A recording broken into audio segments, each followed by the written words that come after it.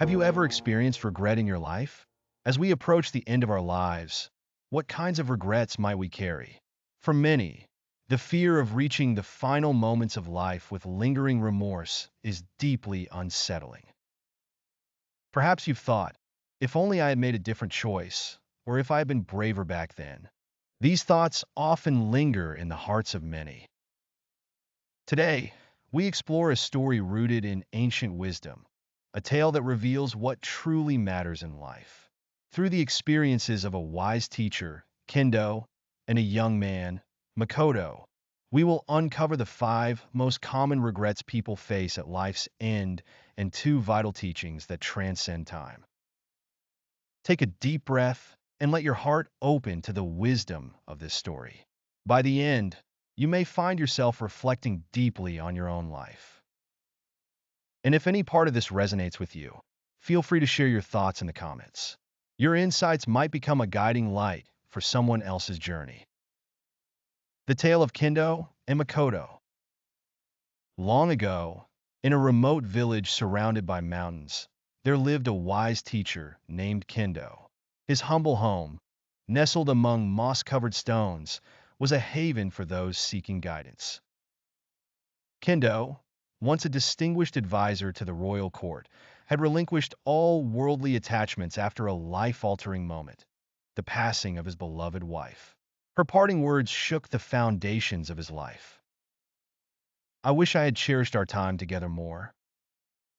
Though they had deeply loved each other, they often took tomorrow for granted, postponing the precious moments that truly mattered. This realization led Kendo to abandon his life of luxury and embark on a spiritual quest to uncover the truths of life. One autumn evening, a young man named Makoto arrived at Kendo's dwelling. He was a merchant from the capital, burdened by the relentless demands of his work. His weary eyes and slumped shoulders reflected a profound inner turmoil. Sensing the young man's unrest, Kendo offered him a warm cup of tea and began to speak gently. "You've come a long way. The confusion in your eyes mirrors the struggles of many I've encountered.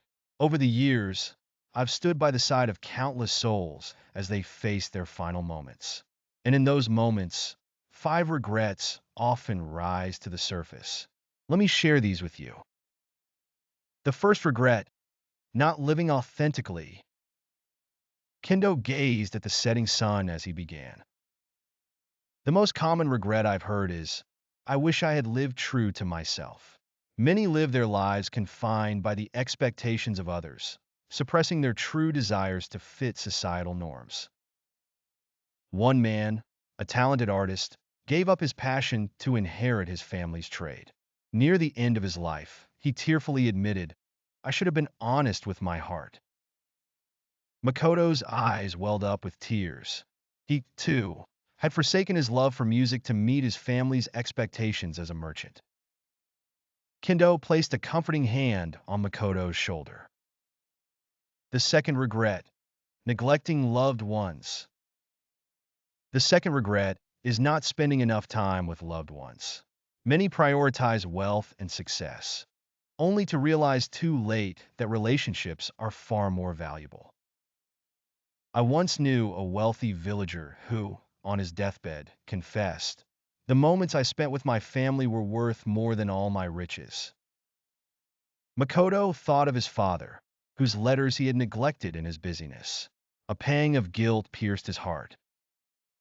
The third regret, suppressing emotions. Kendo continued, "The third regret is, I wish I had expressed my emotions more freely." A woman who held a position of great responsibility spent her life concealing her feelings. In her final days, she lamented, "I wish I had said I love you more often." Makoto reflected on his fiancée. Despite his deep love for her, he often avoided expressing his true feelings. The fourth regret, overlooking small joys. The fourth regret is not appreciating the small joys of life, Kendo said, gazing at the autumn leaves dancing in the wind. A warrior I once knew sought grand achievements, but, in his final days, confessed, It's the simple things, the sunrise, a child's laughter, that are life's true treasures. A young monk interjected, "But how can we notice these joys amidst our busy lives?" Kendo smiled warmly. "It doesn't require extra time. It's about cultivating awareness, pausing to savor a meal, feeling the breeze on your face, or noticing someone smile." The fifth regret, neglecting personal happiness. Finally, Kendo said, "The fifth regret is, I wish I had pursued my own happiness." Many sacrifice their joy for others, but true happiness allows us to share genuine compassion. Pursuing your own joy isn't selfish, it's essential for growth. A monk asked, "Isn't seeking personal happiness selfish?" Kendo replied, "True happiness isn't selfish. It's intertwined with our soul's growth and ultimately benefits others." Makoto, with tears streaming down his face, realized he had lived for others' expectations. The two teachings.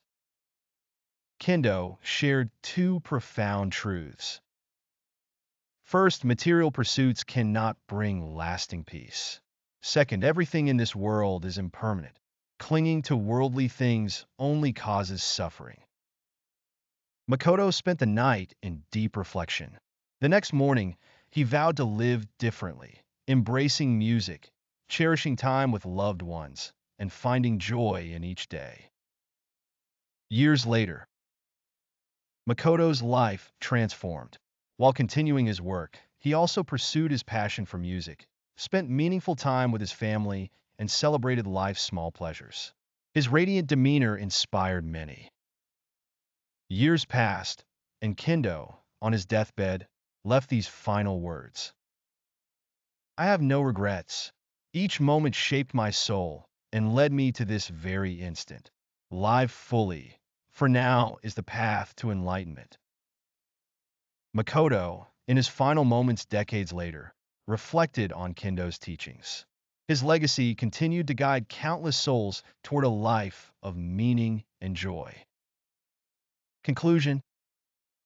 This story reminds us of what truly matters in life. Despite life's busyness, we can choose to live authentically, cherish loved ones, express emotions, appreciate small joys, and pursue personal happiness. Life's value lies not in its length, but in how wholeheartedly it's lived. Let this wisdom illuminate your path and inspire a life free of regret. Thank you for watching. If this message resonated with you, share your thoughts and subscribe for more insights from Buddhist teachings. Together, let's create a life filled with light and happiness.